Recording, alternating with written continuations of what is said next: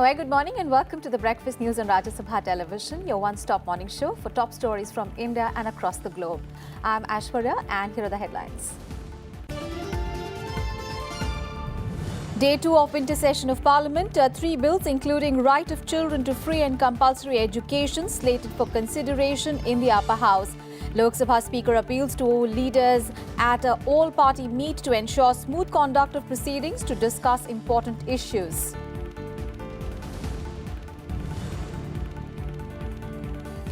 Both BJP and Congress are short of majority in Madhya Pradesh. Kamal Nath writes to governors taking claim to form government.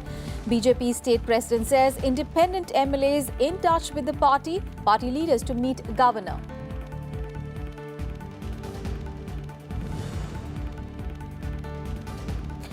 Congress backs Chhattisgarh, emerges single largest in Rajasthan, loses Mizoram. Congress-led alliance trounced in Telangana.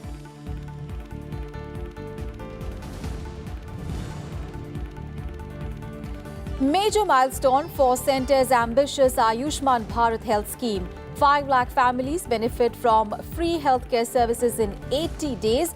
Services worth 700 crore rupees given. Prime Minister says government continuously working towards creating a healthy India.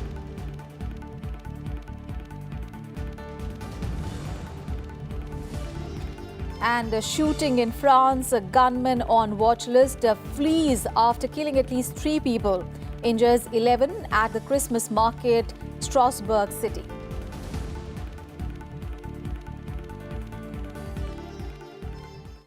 Today is the second day of the winter session of Parliament, and in the Rajya Sabha on the agenda are 3 bills. Now, these include the National Trust for Welfare of Persons with Autism, Cerebral Palsy, Mental Retardation and Multiple Disabilities Amendment Bill 2018, the National Council for Teacher Education Amendment Bill 2018, the Right of Children to Free and Compulsory Education Amendment Bill 2018 is also slated for consideration in the upper house today.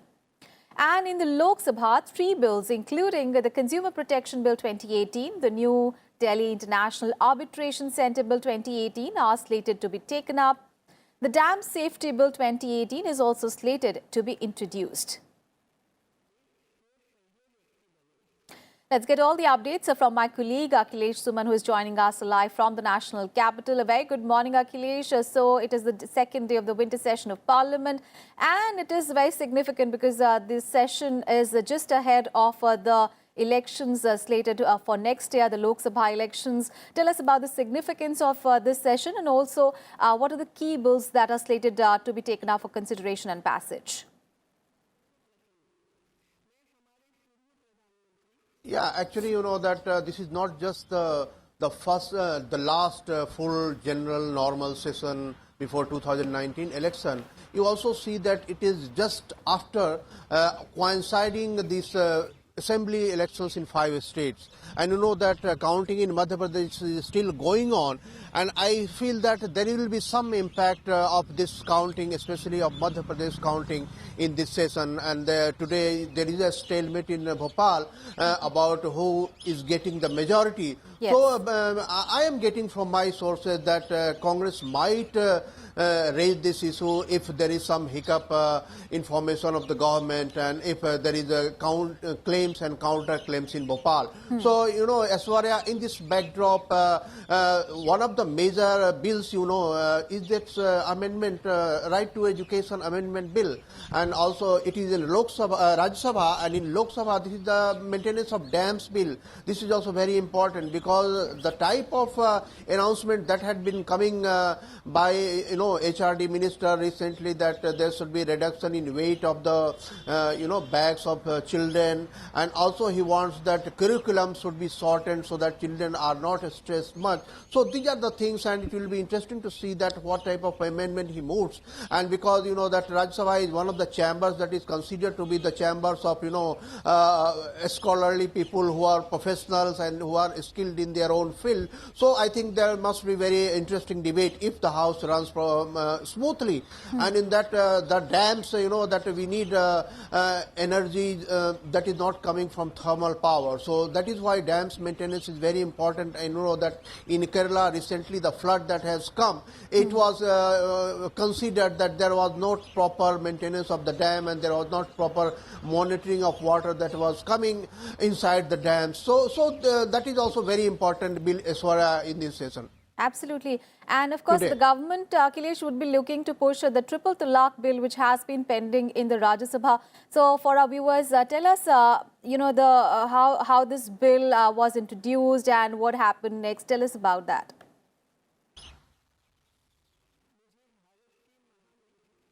Actually, you know that Lok Sabha has already passed that bill, and in Rajya Sabha there is a stalemate because there was a question of, not only the right to women, but opposition was trying to project it as a bill that may be felt bad by the minority communities. Yes. So this was the ideological difference between the government and the opposition parties, and government could not, pursue, and opposition was also adamant that they will not allow this bill to be passed from Rajya Sabha.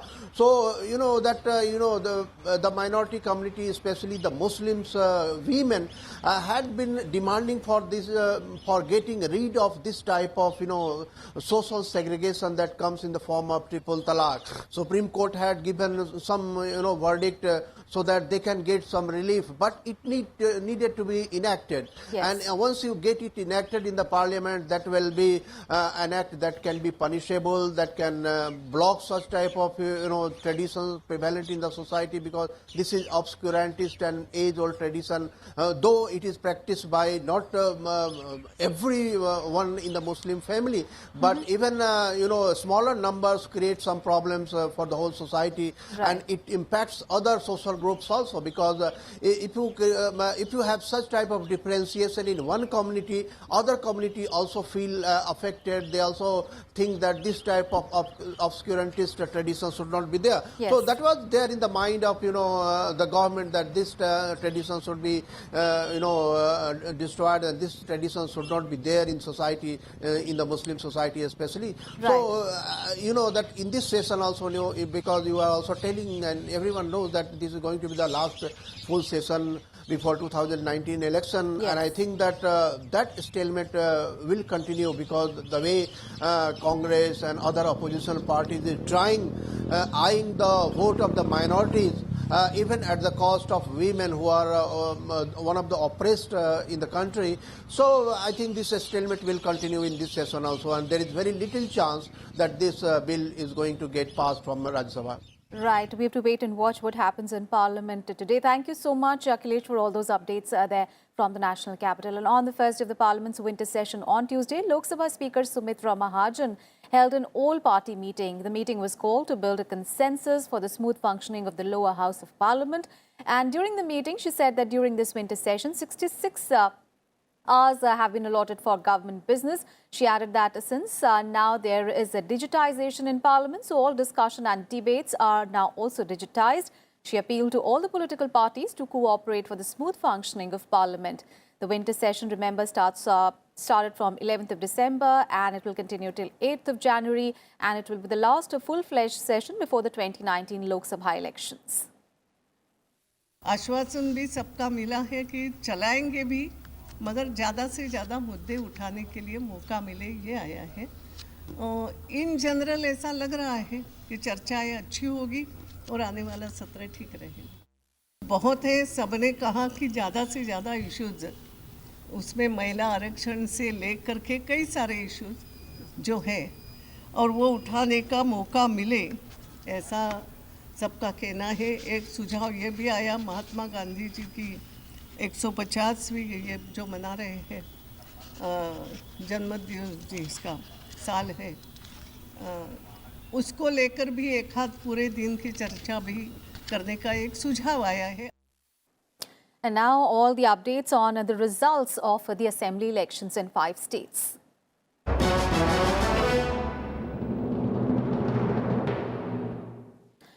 So Madhya Pradesh continues to be an interesting battle in the assembly elections. In results available, the BJP has won 109 seats, while the Congress has won 113 seats and is leading in one.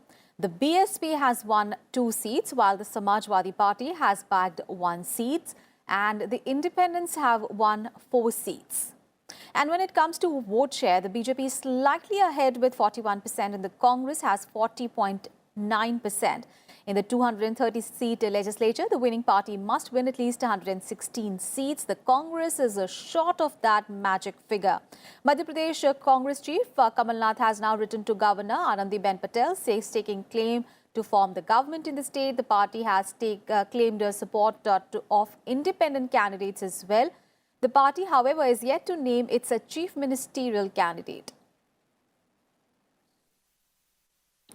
And after a close fight between the BJP and Congress in Madhya Pradesh, BJP chief Rakesh Singh has said that the party leaders will meet the governor, Anandiben Patel, today to discuss the formation of government in the state. Singh added that many independents and others are in touch with the BJP. He also added that Congress has no mandate.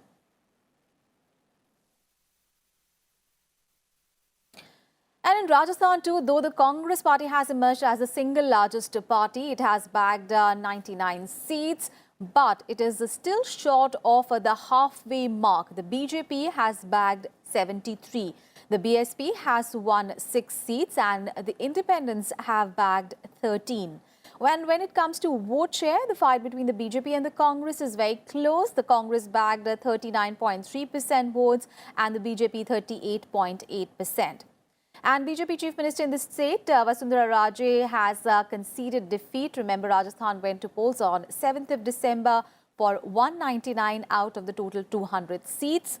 The state registered a polling percentage of 74%.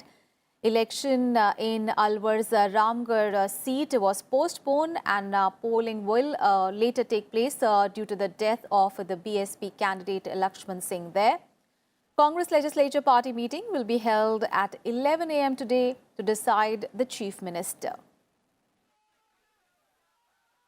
मैं सब प्रदेशवासियों को विश्वास दिलाना चाहती हूं कि हम उनकी आवाज़ बनकर विधानसभा के अंदर बैठेंगे, उनकी बातों को उठाने का काम करेंगे।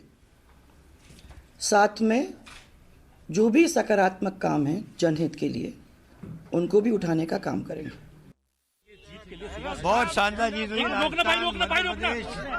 और छत्तीसगढ़ में 3 सरकार बन रही है। इससे बड़ी जीत क्या हो सकती है? माने सरकार का गठन कल विधायक दल की बैठक में फैसले हो जाएंगे। And Prime Minister Narendra Modi on Tuesday asserted that victory and defeat are an integral part of life. While reacting to the 2018 Assembly election results, he thanked BJP workers for their work for the state elections. In a series of Twitter messages, Prime Minister Modi said that the results will further the BJP's resolve to serve the people and work even harder for the development of India. PM Modi also congratulated the Congress, Telangana's K. Chandrasekhar Rao and the Mizo National Front for their respective victories and said that BJP accepts the mandate of people with humility. And Congress President Rahul Gandhi has termed Congress' win as a victory for farmers, youth and party workers. He said that the Congress will work in these states with a renewed vigor and vision. ये जीत Congress party के कार्यकर्ताओं की है, किसानों की है, युवाओं की है, छोटे दुकानदारों की है।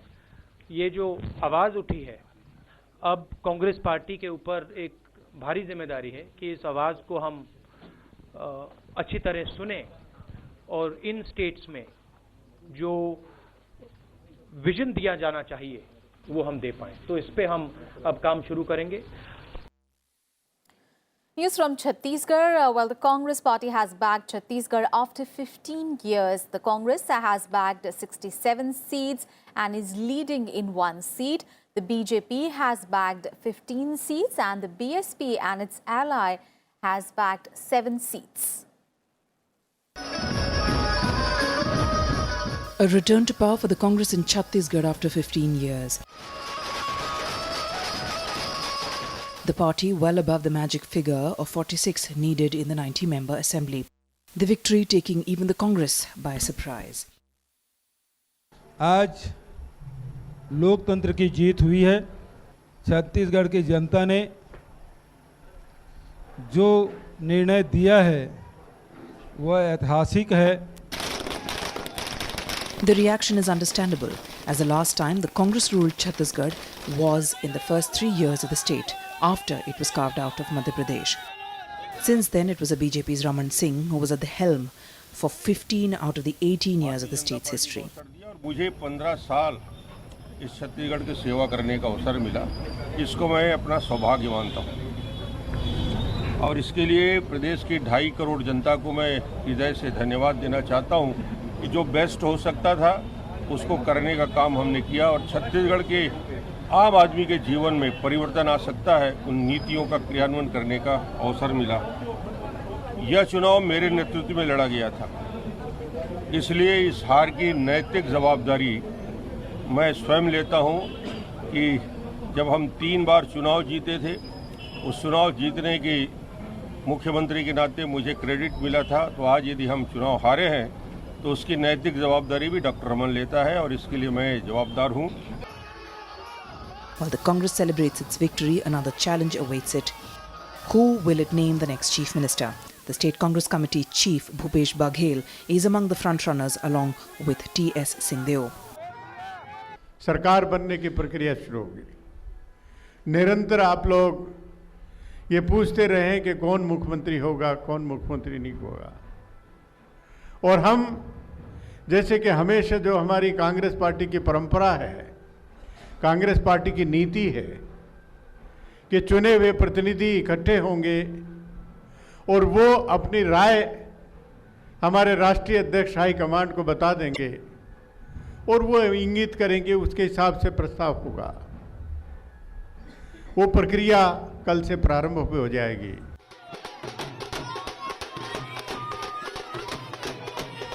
After 15 long years, the Congress is all set for a comeback in Chhattisgarh. But the party may have a tough time for choosing the chief ministerial face.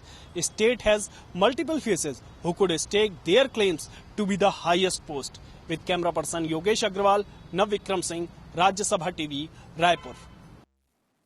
And the Congress-led Prajakutami Alliance in Telangana faced a drubbing at the hands of the TRS. The TRS are bagging 88 seats in the 119-member assembly. The Congress were bagging 19 and its ally, the TDP, bagging 2, while the BJP bagged 1 seat. The AIMIM bagged 7 seats. Take a look at this report.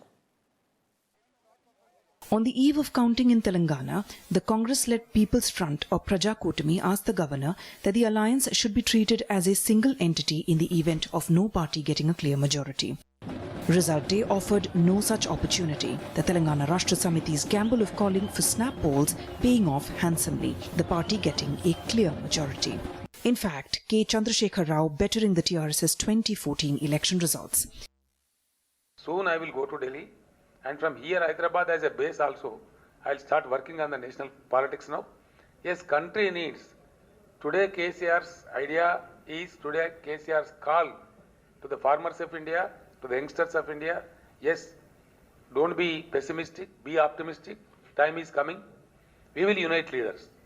In contrast, the Prajakutami gamble of the Congress, TDP, CPI and the Telangana Jana Samiti failing to create desired impact. The alliance's performance worse than individual performances of its constituents in 2014. I'm simply saying the electronic voting machines in Telangana were manipulated. If we are wrong, what I'm saying is wrong, let them count the paper trails. What is the problem in that? The TRS vote share jumping considerably, giving it a second term in power in the youngest state in the country. Voters preferring to repose their faith in KCR than in the four-party alliance. Asaduddin Owaisi's AIMIM giving a better performance than the TDP. The arithmetic of the Mahakutmi was assailed by the astounding victory of the TRS at the hustings. Probably time for some introspection for the parties to analyse if such alliances also work on the grassroots level. Reporting from Hyderabad, with camera person Jitendra Negi, I'm Kriti Mishra for Rajya Sabha Television. And the Congress also lost its last bastion in Mizoram. The party could only get 5 seats as the Mizo National Front roamed home with 26 seats. The BJP won 1 seat. Lal Thanhawla could not hold fort for the Congress in its last bastion in the northeast. The final resistance crumbled with the incumbent Chief Minister of Mizoram losing from both seats he contested, Sarchip and Champai South. There we have seen the actual result. This is because of our party structure. You see, we have a board level organization as well as a block level organization. Regarding our candidates and all, we have no anti-incumbency. But there is a problem regarding our units and blocks. The hopes of the Congress breaking the jinx and returning to power for a third term in a row halted by the main opposition Mizo National Front. No party in the state has formed the government thrice in a row since 1987, when Mizoram became a full-fledged state. Party High Command has already resolved 2-3 years ago that in case we can form the government, total prohibition should be implemented. That was the command of the the party. And if we can form the government, this total prohibition should be implemented. And then the second thing is that the road condition of Mizoram here is in a very, very bad shape. And improvement and construction of the roads and improve. This would be our very important program.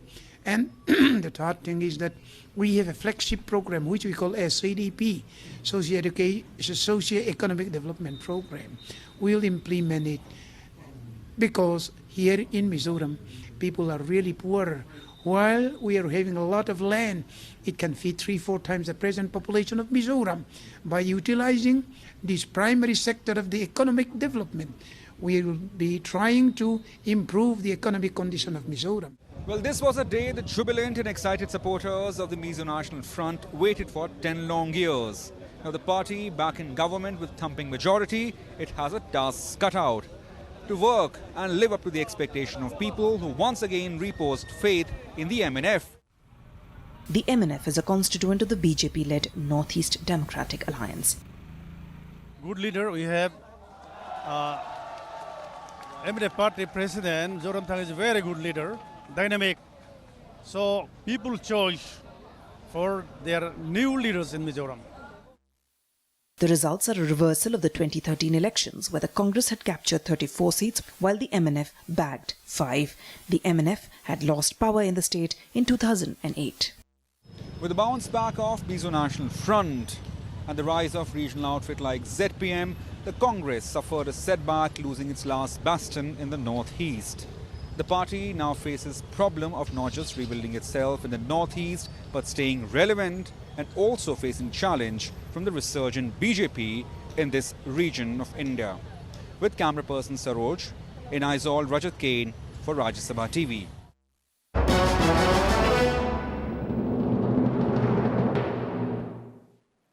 Let's get to some other news now. Counting of votes for the two-phased Panchayat elections in Assam will be held today.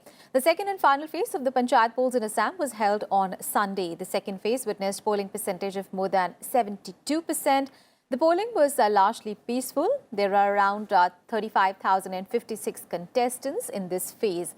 The first phase of polls were held on 5th of December and it recorded 80% voter turnout. Prime Minister Narendra Modi will inaugurate the 4th Partners Forum on 12th of December in New Delhi, that is today. The Government of India, in association with the Partnership for Maternal, Newborn and Child Health, is hosting a 2-day international conference on the 12th and 13th of December.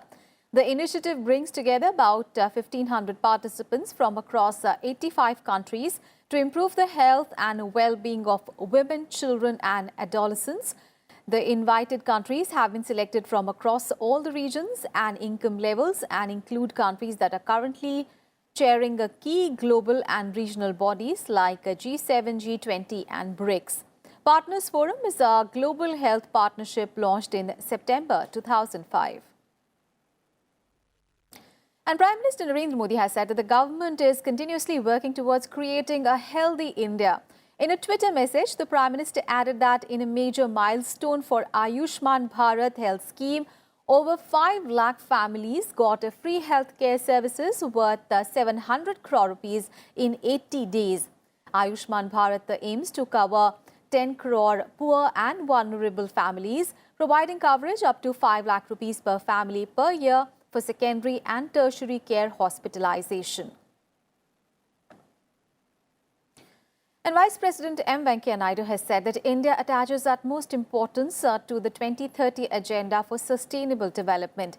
He said this in an interaction with a member, Chamber of Deputies and President IPU, Gabriela Cueva Barron, who called on him in New Delhi on Tuesday. The Vice President further added that the 2030 Agenda and its 17 Sustainable Development Goals mirror our own vision of development. Now, several of our initiatives like the Beti Bachao, Beti Padhao, Swachh Bharat, Jan Dhan Yojana, etc., they relate to several targets of the SDGs. He said that Mexico is a very important partner for India and India attaches great importance to relations with Mexico. The Vice President also said that terrorism is a big menace to the world community. He added that poverty is also a challenge for all of us. Former bureaucrat Shaktikanta Das has been named as the new governor of the Reserve Bank of India, or the RBI. Das replaces Urijit Patel, who announced his exit from the central bank on Monday.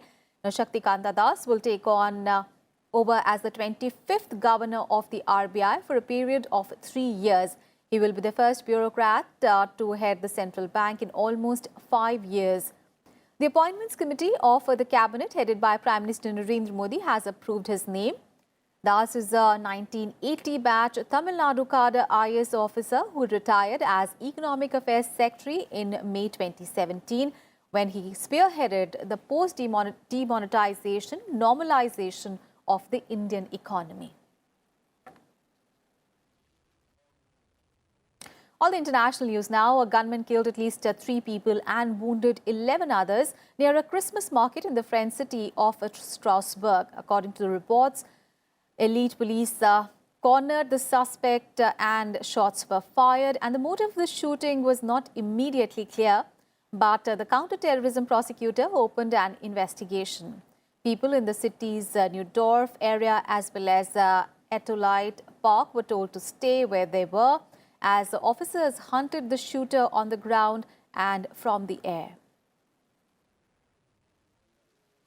On the sporting action now, the BWF World Tour Badminton Finals will kick off from today in China. PV Sindhu and Sameer Verma are the only Indian players who have managed to qualify for the end of the season finale. In the women's singles, PV Sindhu is placed in Group A and she will face Akane Yamaguchi of Japan today. And Sameer Verma has been placed in Group B and will take on Kento Momota of Japan today in the men's singles.